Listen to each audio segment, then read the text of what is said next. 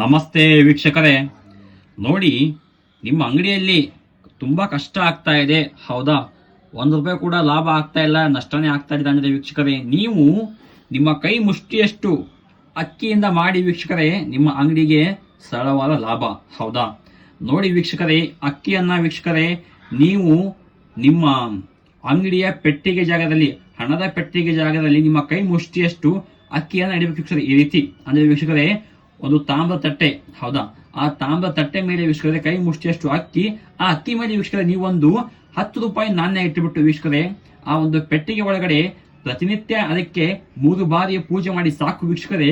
ನಿಮ್ಮ ಅಂಗಡಿಯಲ್ಲಿ ಕಷ್ಟವನ್ನ ಕಡಿಮೆ ಆಗುತ್ತೆ, ಲಾಭವನ್ನ ಹೆಚ್ಚಾಗುತ್ತೆ ವೀಕ್ಷಕರೇ. ಈ ಒಂದು ಅಕ್ಕಿಯಿಂದ ಮಾಡಿ ಸರಳವಾದ ಉದ್ಯೋಗ ತಂತ್ರ ವೀಕ್ಷಕರೇ, ಅಂದ್ರೆ ವ್ಯಾಪಾರ ಅಭಿವೃದ್ಧಿಗಾಗಿ ಈ ಒಂದು ಸರಳವಾದ ತಂತ್ರ ವೀಕ್ಷಕರೇ ನೀವು ಮಾಡಿ, ನಿಮ್ಮ ಅಂಗಡಿಯಲ್ಲಿ ಲಾಭ ಆಗುತ್ತೆ.